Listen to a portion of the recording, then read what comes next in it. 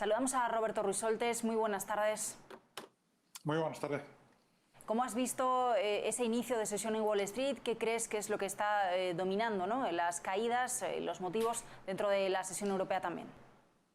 Sí, sigue habiendo bastante resistencia a la baja después de la semana pasada en la que encadenó por primera vez en muchos meses 5 sesiones consecutivas a la baja. El Standard & Poor's está empezando a rebotar en un periodo en el que hay ausencia de grandes noticias económicas y empresariales y, sin embargo, en la que las empresas están acelerando sus programas de recompra de acciones propias y, por supuesto, todos a la espera de la reunión de la Reserva Federal del martes y miércoles de la semana que viene. Así que un mercado que está en un proceso de corrección, pero aparentemente no debería de ser demasiado profundo ni demasiado prolongado.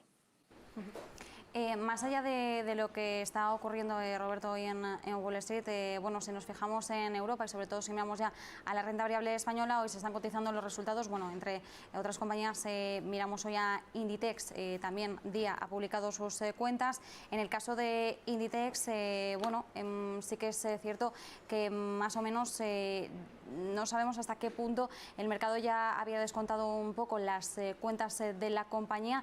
¿Cómo encajamos los movimientos hoy que estamos viendo, sobre todo teniendo en cuenta el trimestre que acabamos de cerrar y bueno, el optimismo que estamos dando de cara a la próxima temporada otoño-invierno que bueno, en medio de la recuperación económica entendemos que va a ser en principio más positiva que si la comparamos con el mismo periodo del año anterior?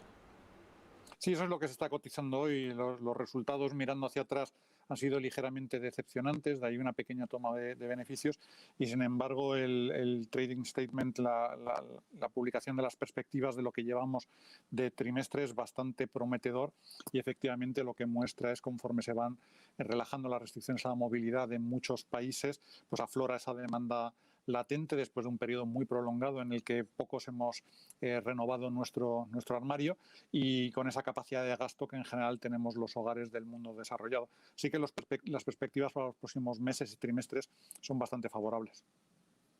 ¿Y qué me dices de esa otra textil, ¿no? Que también estamos mirando hoy, como es H&M? Justo, bueno, pues también mirábamos a otra compañía como es la matriz de Primark hace apenas unas jornadas. ¿Cómo ves a esas otras empresas?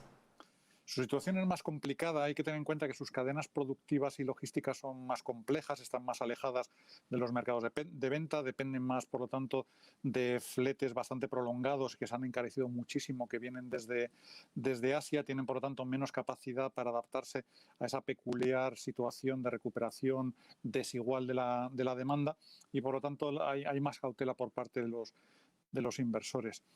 Pero bueno, en cualquier caso, lo que estamos viendo son perspectivas potenciales bastante atractivos. Nuestros analistas, por ejemplo, respecto a ABF, la matriz de Primark, tienen unas expectativas de recuperación muy fuerte, tanto de los beneficios como de las cotizaciones.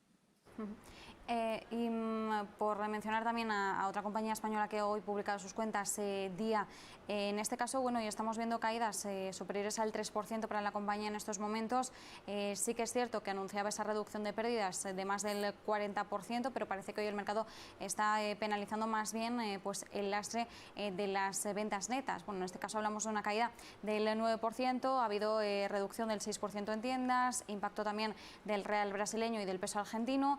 ¿Cómo contextualizamos el momento en el que está ahora mismo la compañía y, sobre todo, cuál es el escenario a futuro que está descontando hoy el mercado? Sí, un mercado muy competitivo, un mercado en donde hay mucha presión sobre los márgenes, en parte también por el repunte del coste de las materias primas y donde además aparentemente está perdiendo cuota de mercado. Así que ahí hay que mantener la cautela. Desde luego hay otros operadores en las bolsas europeas que parecen mucho más atractivos. Y dentro de la bolsa española seguimos mirando a lo que sucede con títulos como Endesa, que ya se deja un 5,5%, Iberdrola un 4,4%, también caídas en Naturgy después de esas medidas, ¿no? Que prepara el gobierno, que ya van a entrar en vigor a partir de mañana para atajar la subida de los precios de la luz.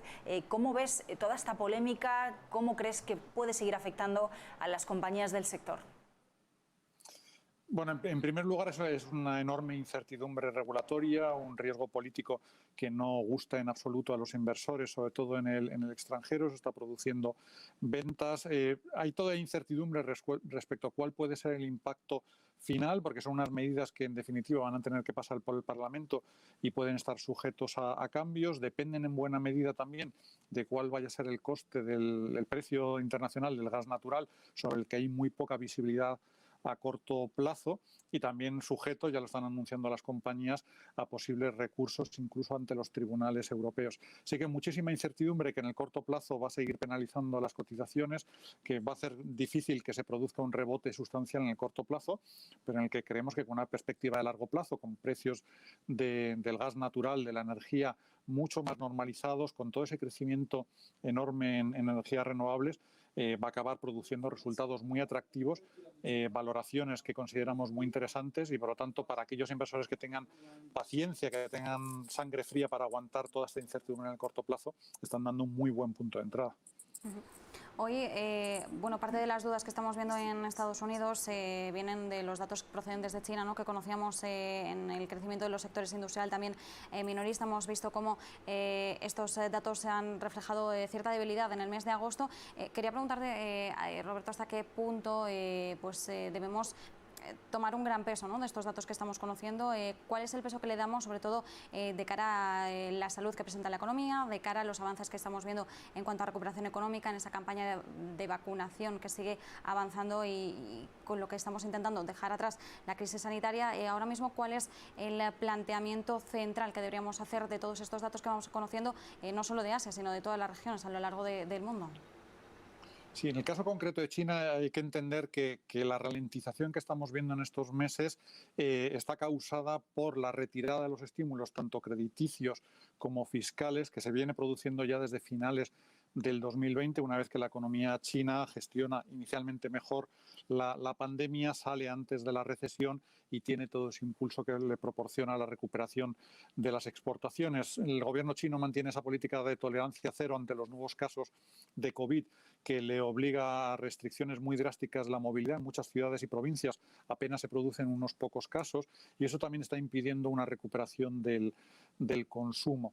Sin embargo, la economía china sigue muy fuerte, la parte industrial y de exportaciones está ya claramente por encima de los niveles de prepandemia, y por lo tanto lo que estamos esperando es que en estos meses, si no ha sido en el mes de agosto, muy rápidamente se va a tocar un suelo en esta desaceleración y la economía va a ir recobrando el pulso hasta crecimientos otra vez por encima claramente del 5% el año que viene. Así que desde nuestro punto de vista el riesgo para la economía china no está tanto aquí, sino en la gestión que se haga del excesivo apalancamiento de algunos promotores inmobiliarios, que podría llevar a una ralentización de la actividad de construcción.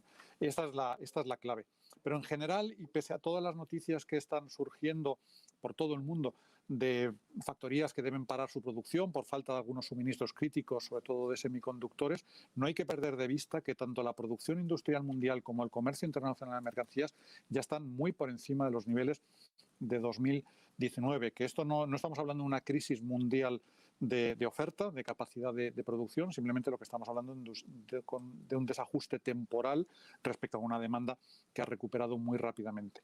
Así que, primero, el precio de las materias primas, nuestros analistas creen que van a ir deshinchándose en los próximos meses. Segundo, esa carestía de suministros críticos también se va a ir resolviendo. Y esto lo que significa es que a lo largo del 2022 vamos a ir viendo una aceleración adicional de la actividad industrial, que se va a sumar a la recuperación del consumo y del turismo, y por lo tanto en el escenario de UBS nos pone todavía en tasas de crecimiento del PIB y de los beneficios empresariales muy por encima de tendencia el año que viene. Roberto, mencionabas algunas incertidumbres, ¿no?, dentro del mercado chino. ¿Qué te parece, bueno, pues también la incertidumbre, sobre todo en términos regulatorios, que está haciendo Pekín respecto a sectores como el tecnológico? Hemos visto varias noticias al respecto en las últimas semanas, lo veíamos hace apenas 2 días con el caso de Alipay, y bueno, pues hay quien piensa que quizá esto puede seguir perjudicando a las grandes tecnológicas, no solo dentro del propio mercado chino, sino para aquellas, bueno, pues que tenían previsto debutar en otros mercados, como por ejemplo el caso de Wall Street.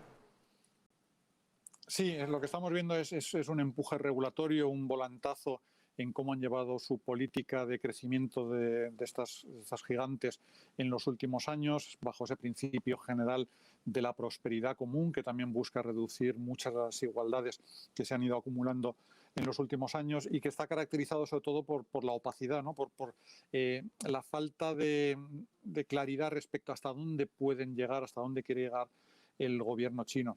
Pero si lo miramos con perspectiva, realmente lo que está sucediendo en China es que de golpe se están poniendo en marcha muchas regulaciones que ya están operando en Europa o en Estados Unidos respecto a la protección de los consumidores, la seguridad de los datos, el evitar que los gigantes tecnológicos se conviertan también en conglomerados financieros fuera del control de los bancos centrales.